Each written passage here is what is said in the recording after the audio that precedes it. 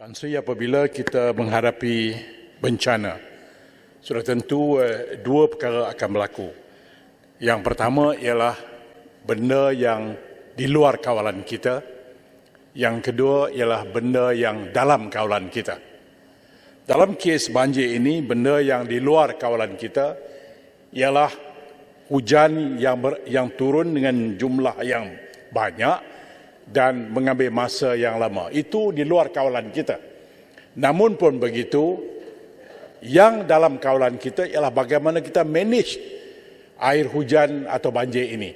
Sebab itu saya yakin, Tan Sri, selepas kita hura-hura ini, selepas the dust has settled, saya yakin orang akan memandang ini perkara-perkara yang biasa. Dan perkara-perkara biasa ini business as usual. Sebab itu saya katakan ini, sebab kita tengok apa yang berlaku di bawah di sana. Di mana setiap tahun kita melihat ini bukan sesuatu yang luar biasa. Banjir ialah sesuatu yang sentiasa berlaku di kawasan kita. Tetapi apa yang berlaku ialah jeritan-jeritan. Bagaimana sungai-sungai tidak diuruskan. Bagaimana longkang-longkang tidak diuruskan oleh PBT. Bagaimana kerajaan-kerajaan negeri meluluskan projek-projek yang sepatutnya tidak berlaku di satu-satu kawasan. Bagaimana hutan-hutan terus ditebang. Bagaimana aset-aset tidak dimobiliskan. Dan ini ialah suatu yang rutin dan bercakap demi cakap. Sebab itu saya kira kalau betul-betul kita serius, maka Menteri di Alam Sekitar dan Air harus melihat secara serius bahawa kalau betul-betul kita sayangkan rakyat dan negara, maka menteri kena buat sesuatu yang amat-amat luar biasa.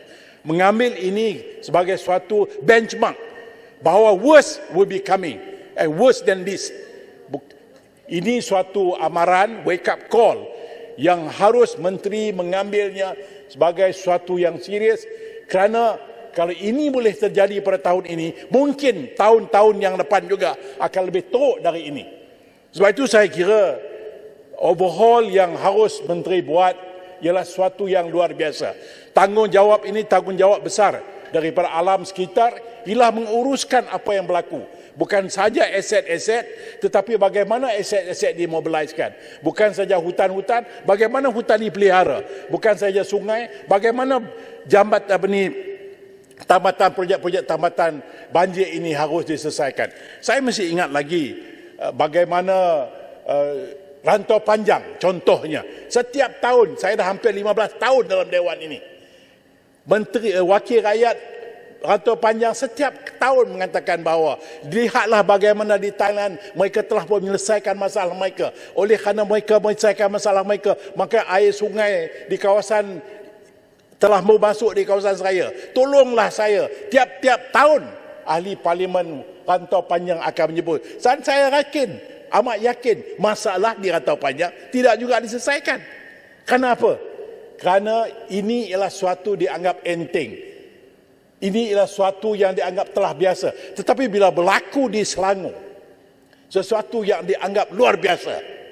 Jadi saya mencadangkan supaya menteri melihat balik seluruhannya. Dan kalau perlukan akta-akta yang perlu kita perkenalkan dan bawa ke parlimen, saya ingat kita kena bawa. Sebab saya yakin dengan perjuangan cuaca dan apa yang berlaku dalam global warming ini fenomena yang akan berlaku bukan 100 tahun sekali.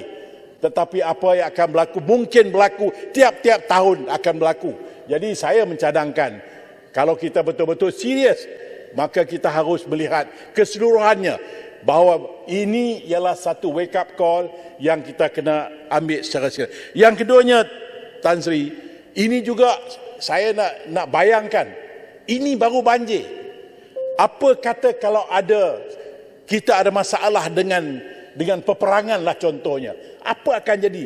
Bagaimanakah kita telah bersiap siaga dalam menghadapi musuh kita dari luar? Dalam keadaan banjir pun kita kelang kabut. Kalaulah kita ada ancaman dari luar negara, saya tidak dapat bayangkan apakah persediaan-persediaan yang telah pun kita sediakan. Apakah persediaan-persediaan yang boleh kita laksanakan. Bagaimana kita train anggota-anggota pejabat-pejabat awam kita. Bagaimana kita train mereka yang terlibat dalam mempertahankan negara saya yakin kalau inilah cara kita mengendalikan apa juga yang sepatutnya kita kendalikan, saya yakin kita menghadapi masalah dan kita menghadapi suasana yang amat getir sekali. Terima kasih Tan Sri.